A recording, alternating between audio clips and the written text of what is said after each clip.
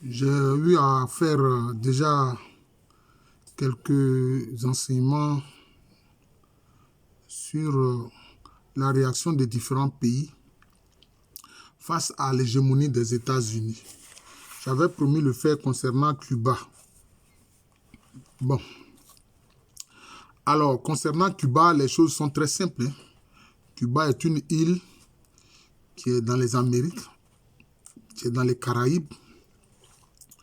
Et Cuba est à quelques encablures des côtes américaines, notamment du côté de la Floride, peut-être à 150 km. Donc Cuba est très proche des États-Unis. Et Cuba a eu son indépendance autour de 1902 par là. Mais l'élément important, c'est qu'il faut savoir qu'il y a Fulgencio Batista, qui est un dictateur qui a dirigé Cuba. D'ailleurs, il s'est fait élire en 1940 et puis maintenant en 1952, il a fait un coup d'État. Et il a instauré une dure dictature.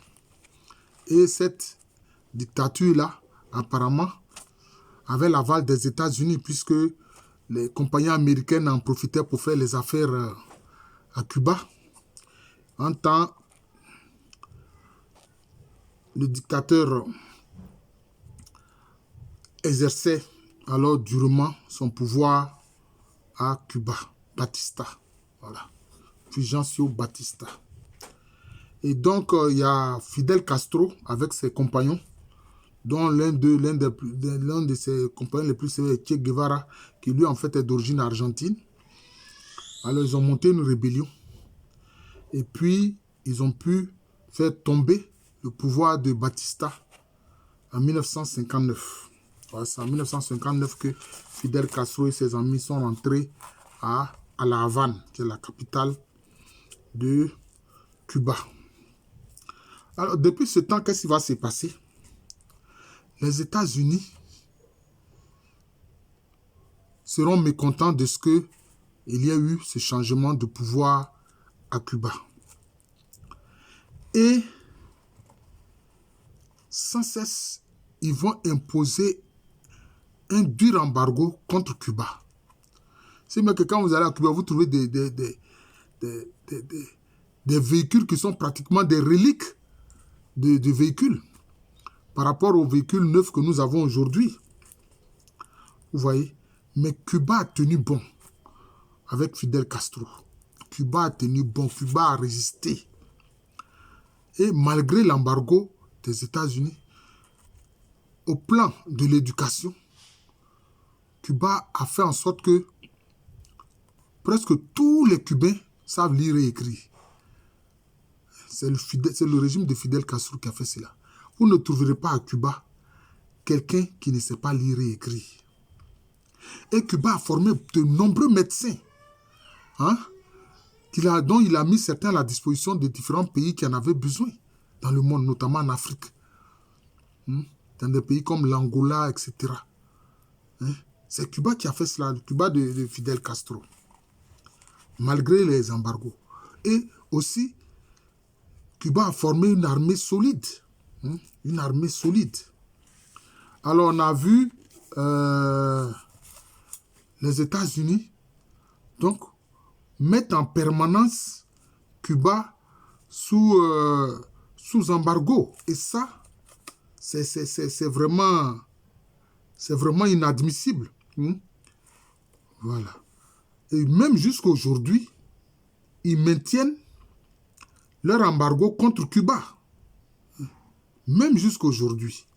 Et ils ont fait justement de la Floride un bastion de l'opposition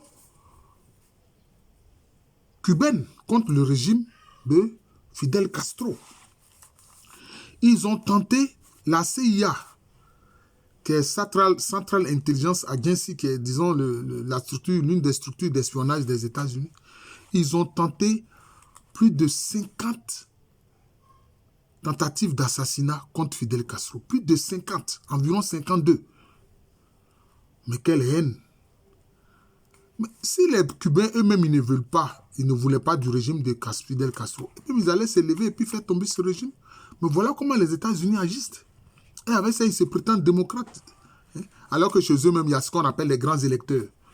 On a vu entre Al Gore et puis Walker Bush, Al Gore avait gagné les voix populaires. Mais Bush a eu les grands électeurs. Et donc, c'est Bush qui a été proclamé président des États-Unis. Vous comprenez? Et donc, on a vu en 1961, ils ont tenté un coup d'État violent contre Cuba. Hein? C'est ce qu'on a appelé l'opération de la bête de cochon qui a échoué. Ça a échoué. Hein? Ceux qui étaient dans ce coup-là, on les a repoussés. D'autres ont été tués et certains faits prisonniers. Et ça venait d'où? Ça venait des États-Unis. Ça venait des États-Unis. Alors qu'en réalité, au départ, Fidel Castro et ses compagnons n'étaient que des nationalistes. Ils n'étaient même pas communistes ni socialistes. C'était des nationalistes. Mais on les a taxés d'être des communistes. Et d'ailleurs, c'est ce qui a fait que, alors maintenant, là, il dit, bon, puisque vous me taxez d'être communiste, mais il s'est rapproché maintenant de l'URSS. Au moment où le secrétaire général du Parti communiste de l'URSS était un Ukrainien, j'oublie son nom.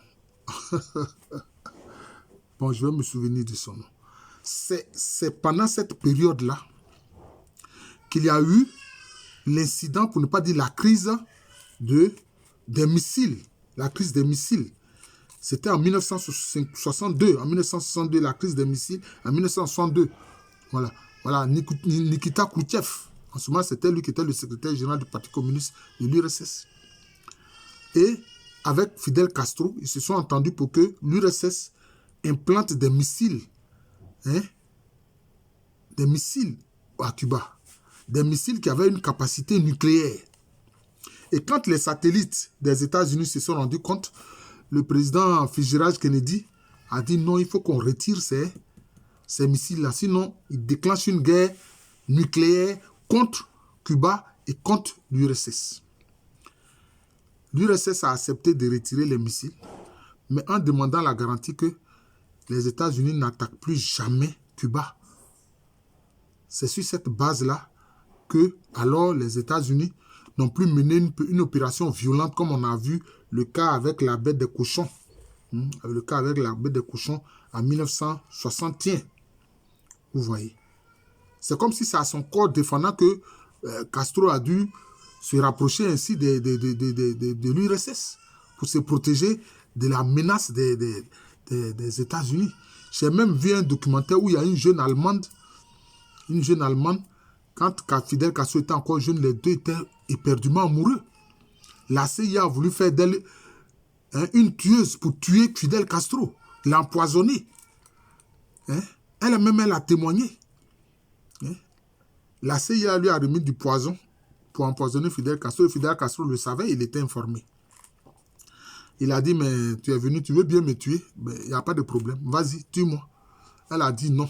Finalement, elle a renoncé à faire cela. Vous comprenez? Voilà, donc c'est ça aussi, le visage hideux de cette prétendue démocratie qu'est les États-Unis. Ils ne permettent pas aux autres peuples de se donner le régime qu'ils veulent. Voilà. Alors qu'à la sortie de la Seconde Guerre mondiale, c'est ce qui a été décidé. Que les peuples peuvent se donner le régime qu'ils ont librement choisi. S'ils ne sont pas d'accord, mais ils vont faire tomber ce régime. Ce n'est pas à un autre pays de faire tomber un régime. Voilà, donc c'est un peu ça. Après la crise de 1962, mais les États-Unis ont maintenu l'embargo. Même jusqu'aujourd'hui, on a prétendu que quand Obama était président, il y a eu un allègement, mais ce n'est pas vrai. Il n'y a pas un allègement. Il n'y a pas d'allègement en réalité. Il n'y a pas d'allègement en réalité. Et donc, c'est ainsi que Fidel Castro est resté au pouvoir jusqu'en 2008. Jusqu'en 2008. Et puis, c'est son frère Raúl Castro, s'il ne me trompe pas, qui alors a dirigé le pays. Voilà. Raúl Castro qui a dirigé le pays. Depuis, disons, de 2008 donc à 2019. Donc, depuis 2019, pardon, c'est Miguel Díaz-Canel, c'est lui qui dirige Cuba. Miguel Díaz-Canel, c'est lui qui dirige le Cuba. Mais c'est le parti de Fidel Castro qui jusqu'à présent dirige Cuba. Voilà. faire en sorte que le nationalisme cubain demeure et que les États-Unis ne puissent pas faire de Cuba comme un appendice de leur territoire, comme cela a été au temps justement du dictateur Fulgencio Batista. Voilà, où justement les multinationales des États-Unis faisaient la pluie et le beau temps à Cuba. Voilà. D'ailleurs, on a vu le nouveau président, qui est président depuis 2019, c'est-à-dire Miguel Díaz-Canel, qu'est-ce qu'il a fait? Mais il s'est rapproché de la Chine. Il s'est rapproché de la Chine. Et aujourd'hui, depuis ce temps, je dirais, depuis 2019, mais il y a un nouvel équipement pour Cuba. Un nouvel équipement pour Cuba dans tous les domaines. Que ce soit au niveau du réseau ferroviaire, que ce soit au niveau des véhicules, etc. Parce que c'était des véhicules, des vieux véhicules qui roulaient à Cuba. Des vieux véhicules qui roulaient à Cuba. Vous voyez? Donc, la coopération avec la Chine fait que maintenant, au plan économique, Cuba est en train vraiment de se relever. Mais le fait qu'il demeure un État aux portes des États-Unis qui mène une politique indépendante et de résistance vis-à-vis de l'hégémonie des États-Unis, ça ne plaît pas aux États-Unis. Et gâteau sur, cerise sur le gâteau, mais le nouveau président, Miguel Díaz-Canel, a permis que les Chinois installent une base militaire à Cuba. Ils ont installé une base militaire à Cuba.